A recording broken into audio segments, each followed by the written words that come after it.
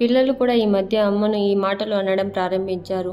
ఖాళీగానే ఉన్నావు కదమ్మా, నాకు అది చేసి పెట్టు, ఇది చేసి పెట్టొచ్చుగా, ఇలా అమ్మతో పిల్లలు అనడం సహజం అయిపోయింది.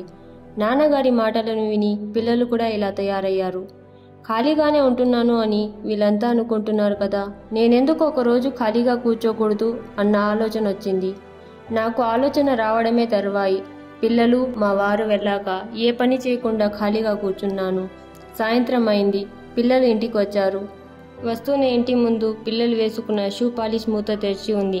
చెప్పుల స్టాండు చిందరవందరగా ఉంది. అమ్మకు ఏమైంది, ఇవన్నీ ఎందుకు సర్దలేదు అనుకుంటూ, అమ్మ ఎక్కడున్నావు, ఆకలవుతుందే, ఏమైనా పెట్టు. జవాబు లేదు. తొందరగా కాస్త పాలైనా ఇవ్వమ్మా అన్నారు. జవాబు లేదు. అమ్మ పలకడం లేదేంటి అని అమ్మను వెతకసాగారు. ఇంతలో భర్త వచ్చారు. రాగానే, లక్ష్మి తల పగిలిపోతోంది, వేడిగా కాఫీ ఇవ్వు అన్నాడు. జవాబు లేదు. భార్య వంటింట్లో ఉందేమో అని వెళ్ళి చూశాడు. లేదు. ఎక్కడ ఉన్న పాత్రలు అన్నీ అక్కడే వాసన కొడుతూ ఉన్నాయి. బెడ్రూమ్లో ఉందేమో అని వెళ్ళాడు. అక్కడ తను తుడుచుకొని పడేసిన తడి టవాలు అక్కడే ఉంది. బనియన్లు, లుంగి మంచం మీదే ఉన్నాయి. బెడ్పై ఉన్న దుప్పట్లు అలాగే ఉన్నాయి.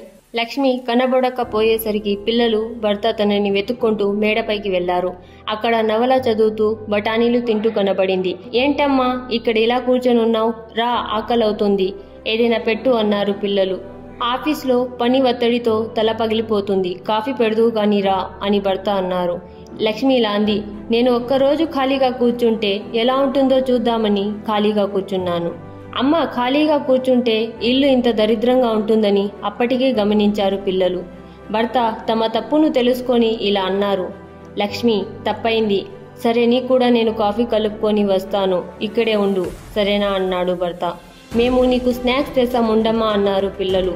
ఖాళీగా ఉండడం అంటూ ఇల్లాలికి ఉండదు, అది మీరు తెలుసుకుంటే చాలు. మీరు అనడం చూసి పిల్లలు అనడం కాస్త బాధ అనిపించింది అంతే.